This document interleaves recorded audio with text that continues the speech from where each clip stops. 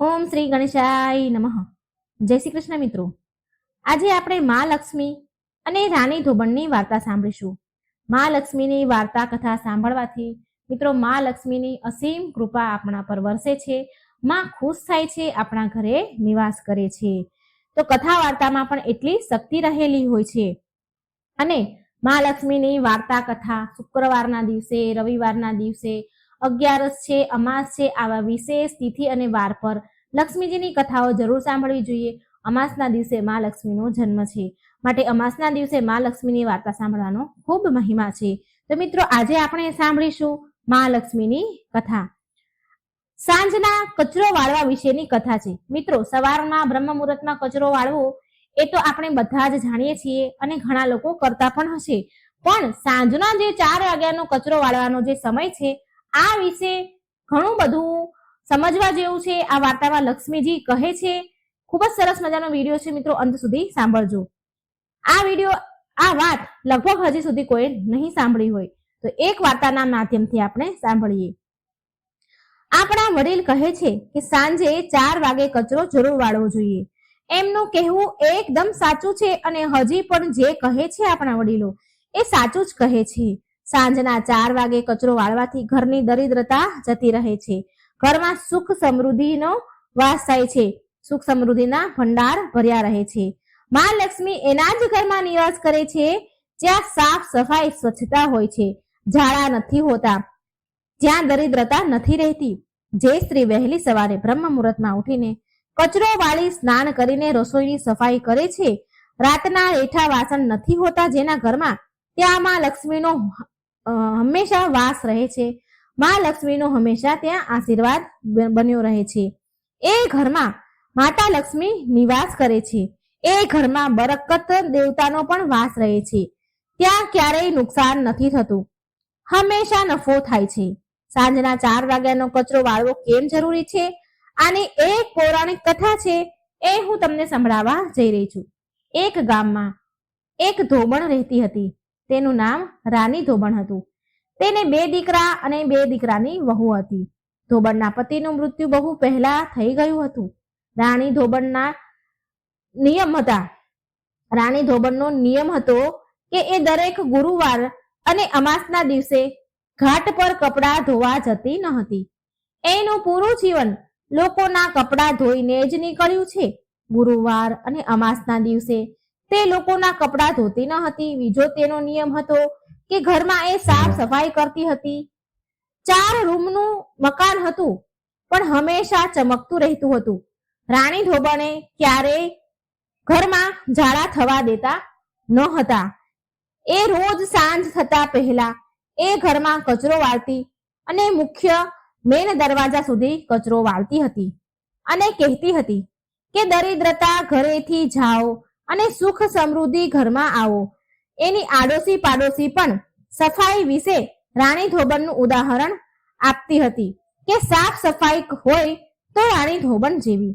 રાણી ધોબણે પૂરી ઉંમર ગામ લોકોના, શેઠ લોકોના, જમીનદારોના કપડાં ધોવામાં એને પૂરી ઉંમર કાઢી નાખી. રાણી ધોબણના ઘરમાં કોઈ પણ વસ્તુની કમી ન હતી. વહુ, દીકરા અને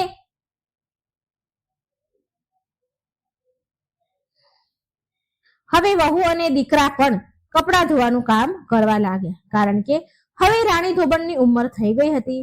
એનાથી હવે કામ બહુ થતું ન હતું. એટલે કપડાં ધોવાનું કામ તેણે તેના દીકરાઓને સોંપી દીધું હતું.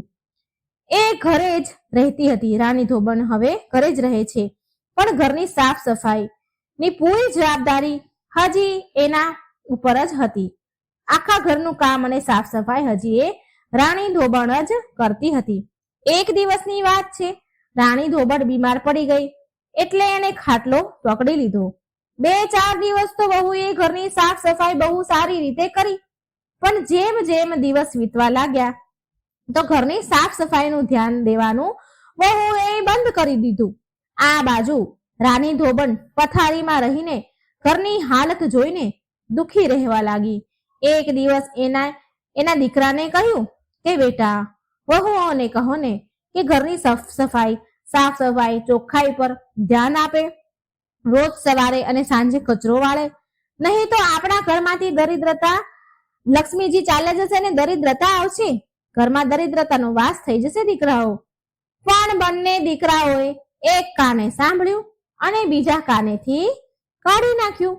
રાણી ધોબણ પથારીમાં પડ્યા પડ્યા બડબડતી હતી, હે મા લક્ષ્મી, મેં પૂરું જીવન, મારી પૂરી ઉંમર ઘરમાં સાફ સફાઈ રાખી છે, રોજ સવારે સાંજે કચરો વાળ્યો છે અને એના કારણે તમે મારા ઘરમાં બિરાજમાન રહ્યા છો.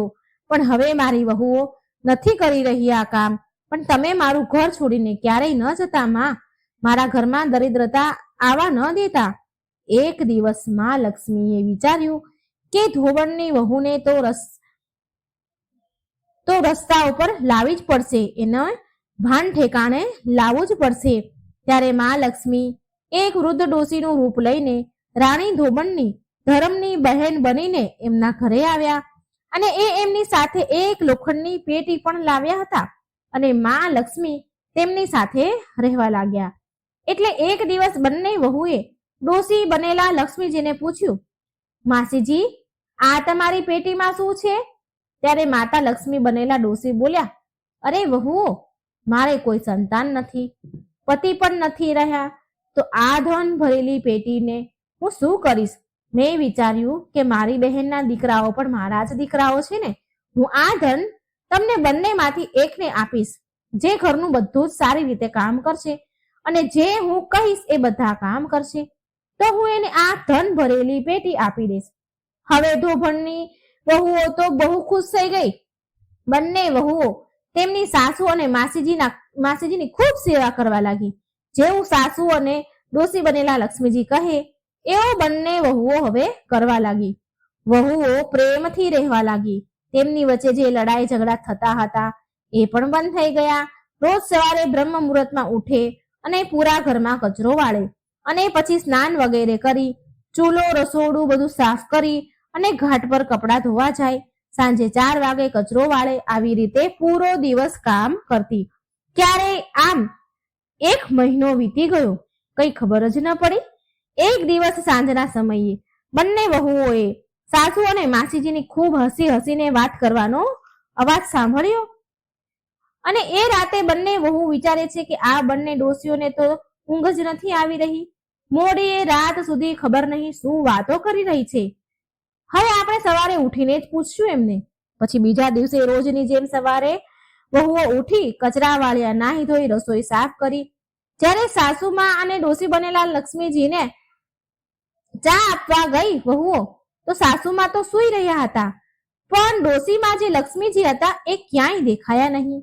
બંને વહુઓ અને છોકરાઓએ આખું ઘર તપાસ્યું, પણ માસીજી તેમને ક્યાંય દેખાયા નહીં. ત્યારે તેમણે એની સાસુમાને જગાડ્યા અને પૂછ્યું, સાસુમા, માસીજી ક્યાં ગયા? અમે પૂરું ઘર જોયું પણ એ ક્યાંય દેખાતા નથી. ત્યારે મોટા દીકરાએ માસીની જે લોખંડની પેટી હતી એ ખોલીને જોયું તો એમાં માતા લક્ષ્મીની બહુ જ સુંદર મૂર્તિ હતી.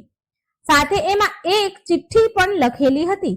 દીકરાએ પત્ર મોટેથી વાંચ્યો અને બધાએ સાંભળ્યો. એમાં લખ્યું હતું કે મારા બાળકો, હું તમને સુધારવા આવી હતી. તમે તમારી માની વાત માની નહીં, તમારી માતાની વાત સાંભળી નહીં. તમારી માએ ઘરમાં ક્યારેય ગંદકી નથી રાખી, એવો ક્યારેય એના જીવનમાં ક્યારેય દરિદ્રતા પણ નથી આવી, એના જીવનમાં ક્યારેય દરિદ્રતા નથી જોઈ. તમારી માં પથારીમાં રહીને દુખી થઈ રહી હતી. મનમાં ને મનમાં એ બોલતી હતી કે મારી વહુઓ ઘરમાં કચરા પોતા સારી રીતે નથી કરતી, ગંદકી રહે છે, સાંજનો કચરો પણ નથી વાળતી, ઘરમાં દરિદ્રતાનો વાસ થઈ જશે માં. અને એ મને કહેતી હતી, હે મા લક્ષ્મી, તમે મારા ઘરે દરિદ્રતા ન આવવા દેતા, માટે હું તમને શિક્ષા આપવા આવી હતી. તમને બધાને સબક હવે મળી ગયો છે. આ સાંભળીને બધાની આંખોમાં તો આંસુ આવી ગયા. દડ આંસુ વહેવા માંડ્યા. જે દીકરો ચિઠ્ઠી વાંચી રહ્યો હતો એ પણ ખૂબ રડવા લાગ્યો. ત્યાર પછી વહુ અને દીકરાઓએ પોતાની માતાની માફી માંગી, રાણી ધોબણની માફી માંગી અને એમની ભૂલ સ્વીકારી.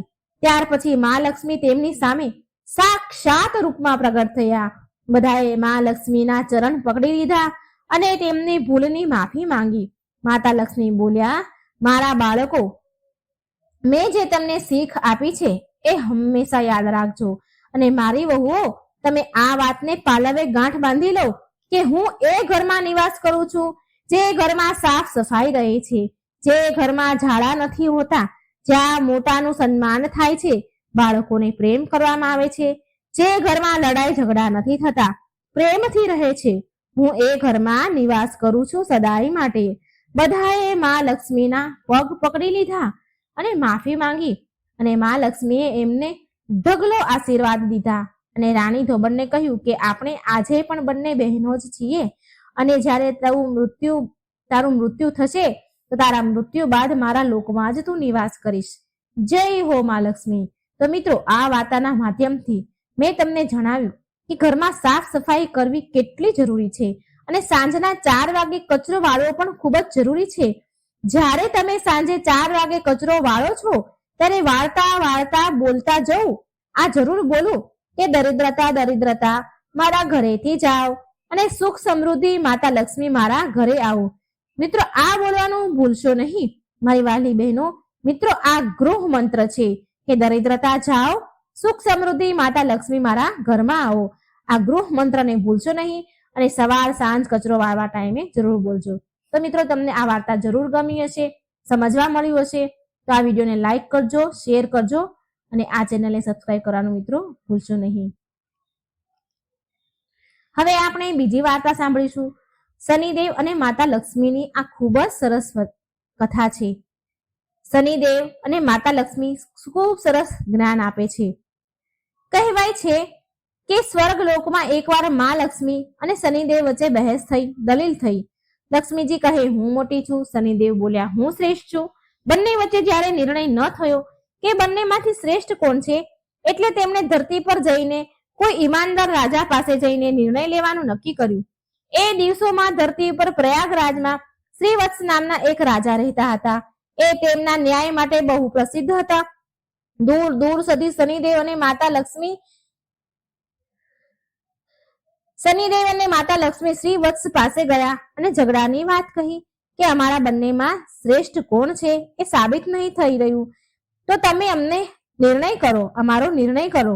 શનિદેવ અને માતા લક્ષ્મીની વાત સાંભળી રાજા શ્રીવત્સ બહુ મોટા ધર્મ સંકટમાં ફસાઈ ગયા કે આ બંનેમાંથી કોને હું શ્રેષ્ઠ કહું.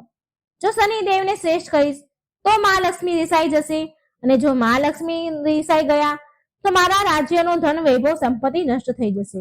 જો શનિદેવને નારાજ કરી દીધા તો એમના કોપથી બધું નષ્ટ ભ્રષ્ટ કરી નાખશે.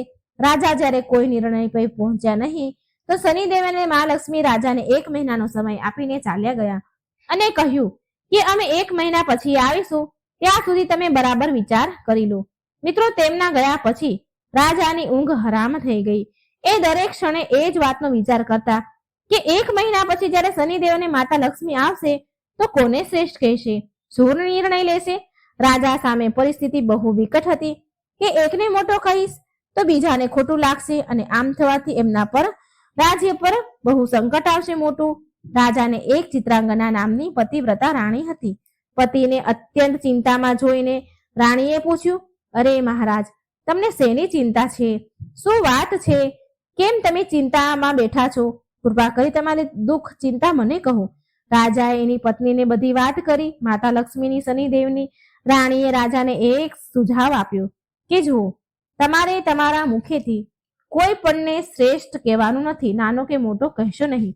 બંને પોતપોતાની જગ્યાએ શ્રેષ્ઠ જ છે. એમના નાના મોટાનો નિર્ણય તેમના પોતાના ઉપર જ તમે છોડી દો. તમે એક કામ કરજો કે સોનાનું અને એક ચાંદીનું સિંહાસન બનાવડાવો. બંનેનું સિંહાસન તમારી ડાબી અને જમણી બાજુ મુકાવો. સોનાનું સિંહાસન તમે તમારી જમણી બાજુ લગાવજો અને ચાંદીનું સિંહાસન તમારી ડાબી બાજુ લગાવજો. 1 મહિના પછી શનિદેવ અને માતા લક્ષ્મી આવશે તો લક્ષ્મીજી તમારી જમણી બાજુનું આસન ગ્રહણ કરશે, કેમ કે એ માતા સ્વરૂપ છે, અને શનિદેવ તમારી ડાબી બાજુ બિરાજમાન થશે. જ્યારે એ તમને કંઈ પૂછે તો તમારે કઈ પ્રશ્નોનો ઉત્તર આપવો નહીં. બહુ પૂછે તો તમે એમને કહી દેજો કે તમે તમારા શ્રેષ્ઠનો નિર્ણય જાતે જ કરી લ્યો. આમાં હું શું જવાબ આપું? રાણીની વાત રાજાને બરાબર લાગી. ભક્ત મિત્રો, આ બાજુ જ્યારે 1 મહિનો વીતી ગયો તો લક્ષ્મીજી શનિદેવ દરબારમાં આવ્યા અને એવું જ કર્યું. રાણીએ જેવું રાજાને બધું કહ્યું હતું. મહાલક્ષ્મી સોનાના સિંહાસન બિરાજમાન થઈ ગયા અને શનિદેવ ચાંદીના સિંહાસન ઉપર.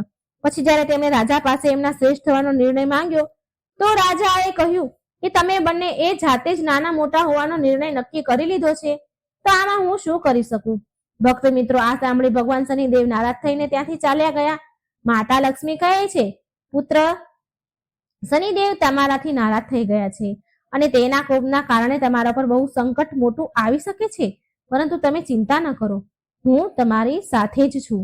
શનિદેવ રાજા પર એવા કોપ વરસાવ્યો કે એમના રાજ્યમાં ભયંકર કાળ પડ્યો. લોકો ભૂખ્યા મરવા લાગ્યા. નર નારી જીવજંતુ બધા જ તેમના રાજ્યને છોડીને બીજા રાજ્યમાં જવા લાગ્યા. રાજાથી એના રાજ્યની આવી દશા જોવાતી ન હતી, એટલે 1 વર્ષ પછી રાજાએ તેના રાજ્યને છોડવાનો નિર્ણય કર્યો. હવે એ તેમની પત્ની ચિત્રાંગનાને સાથે લઈને ઘરેથી નીકળી ગયા. એક પોટલીમાં તેને હીરા મોતી ઘરેણા બાંધી લીધા. વિચાર્યું કે જ્યાં પણ જઈશું તો આ તકલીફમાં કામ લાગશે, આ વેચીને આપણું ગુજરાન ચલાવી લઈશું. રાજા રાણી ઘરેથી હજી નીકળ્યા જ હતા કે ભયંકર વાવાઝોડું આંધી તુફાન આવ્યું. ચારે બાજુ અંધકાર છવાણો. એ અંધારાના કારણે તે રસ્તો ભૂલી ગયા, ભટકી ગયા.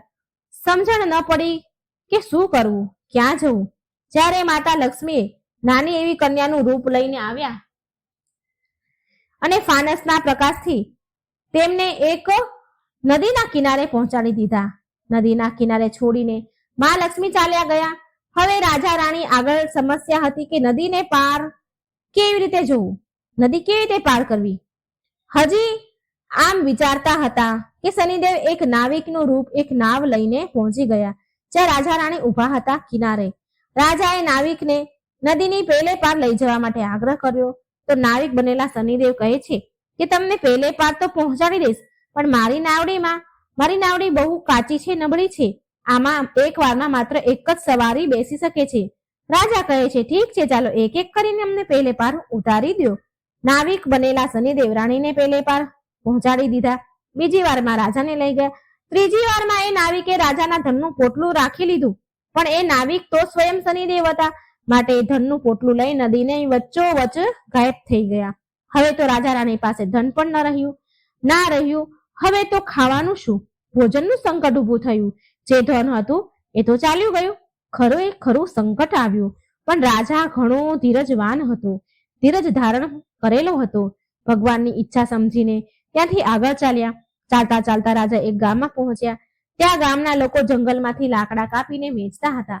રાજા પણ તેમની રાણી સાથે એ જ ગામમાં રહેવા લાગ્યા અને લાકડા વેચીને તેમનું ગુજરાન ચલાવતા હતા. લક્ષ્મીજીની કૃપા હતી. લક્ષ્મીજી રાજાની સાથે હતા, માટે લક્ષ્મીજીની કૃપાથી એમને ચંદનનો બગીચો મળી ગયો. એટલે રાજાએ ચંદનના લાકડા વેચીને ઘણા પૈસા કમાવી લીધા.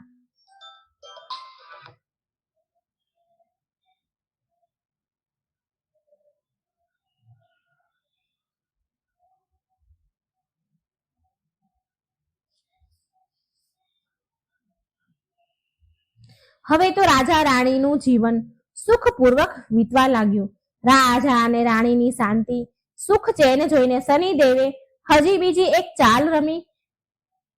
એક વેપારી હતો જે એક ગામમાંથી ચંદનના લાકડા ભરીને બીજા રાજ્યમાં લઈ જતો હતો. આજે એમનું જહાજ એ નદીના કિનારે ફસાઈ ગયો હતો. વ્યાપારીએ જહાજ કાઢવાની ઘણી કોશિશ કરી, પણ જહાજ તસથી મસ્ત હલ્યું નહીં. વ્યાપારીને કઈ સમજાતું ન હતું કે શું કરવું. ત્યારે શનિદેવ એક બ્રાહ્મણનું રૂપ લઈને આવ્યા. એ વેપારી પાસે અને બોલ્યા, વેપારી ભાઈ, તારું જહાજ તો ચાલુ થઈ જશે જો કોઈ પતિવ્રતા સ્ત્રી તારા જહાજને અડશે, હાથ અડાડશે. વ્યાપારીએ એવું જ કર્યું. પૂરા ગામની સ્ત્રીઓને બોલાવી બધી સ્ત્રીઓએ જહાજ પર હાથ અડાડ્યો. જહાજ છતાં પણ ચાલ્યું નહીં. કોઈએ કહ્યું કે ગામમાં હજી એક સ્ત્રી બાકી રહી ગઈ છે, જે હજી સુધી અહીં આવી નથી. વ્યાપારી પોતે રાજાના ઘરે ગયો અને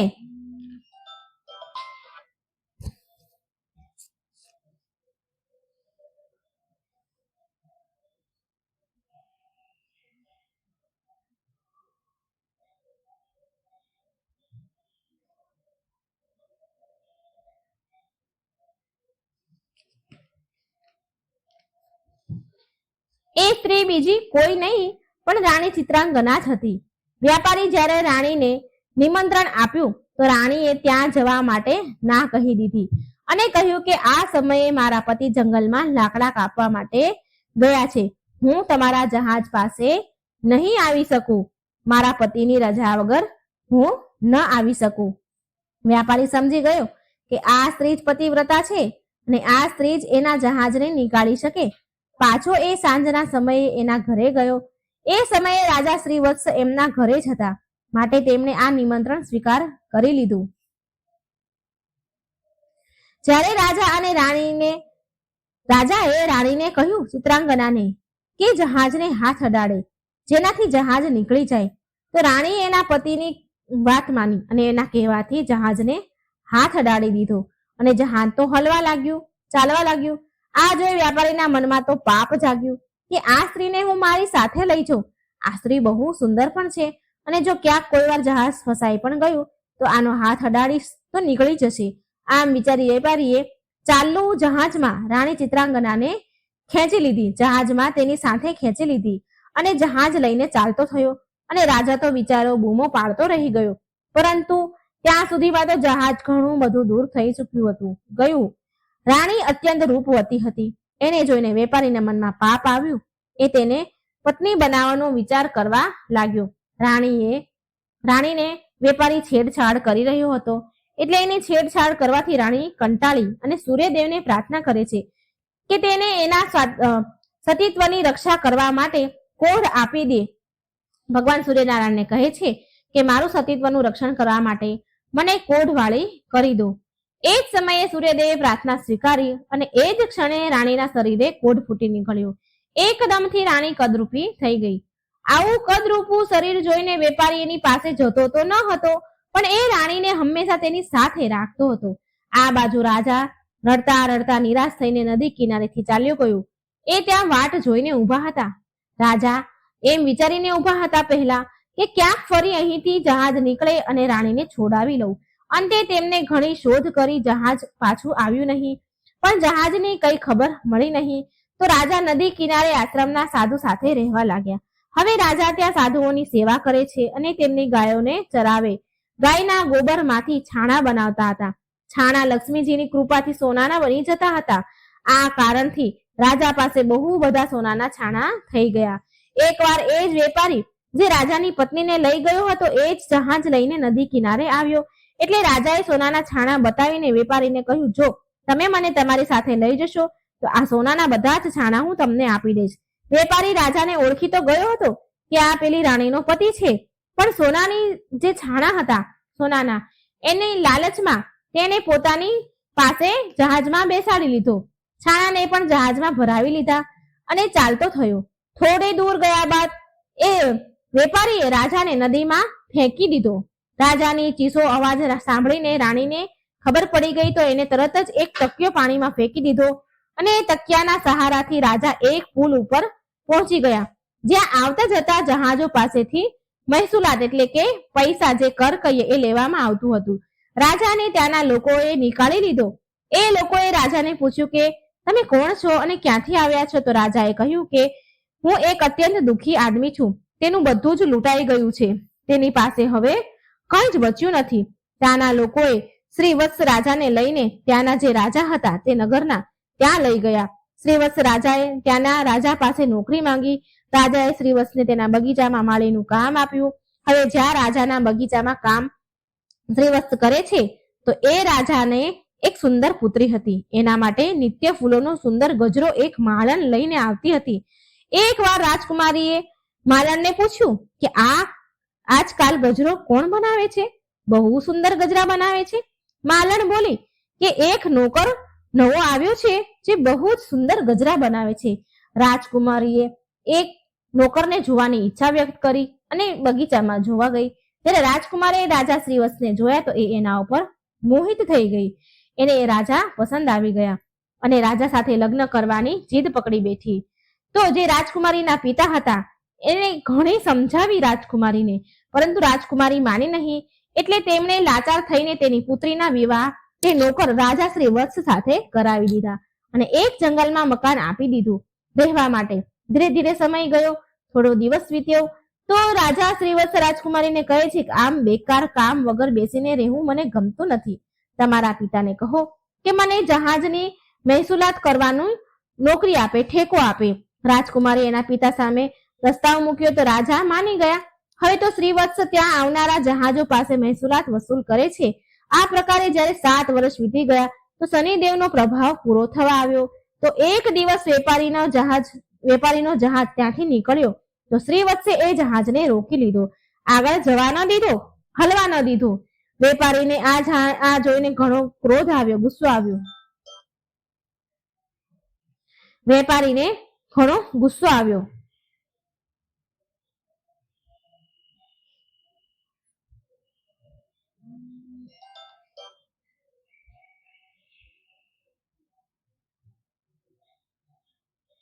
એ તરત જ શિકાયત લઈ રાજા હતા ત્યાં ગયો. જે વેપારી ત્યાંના જે નગરના રાજા હતા એની પાસે ગયો. રાજાએ જ્યારે શ્રીવત્સને પૂછ્યું કે એ વેપારીના જહાજને કેમ નથી જવા દેતા, કેમ એનો જહાજ રોક્યો છે, તો શ્રીવત્સ કહે છે કે મહારાજ, આ વેપારી પાસે મારા સોનાના છાણા છે, આ મારા સોનાના છાણા નથી આપી રહ્યો. રાજા બોલ્યા કે તારી પાસે શું પ્રમાણ છે કે એની પાસે જે છાણા છે એ તારા છે? તો શ્રીવત્સ કહે છે મહારાજ, તમે આ વેપારીને દરબારમાં બધાની સામે બોલાવો, છાણા પણ મંગાવો. એ છાણા એકબીજા સાથે જોડાયેલા છે.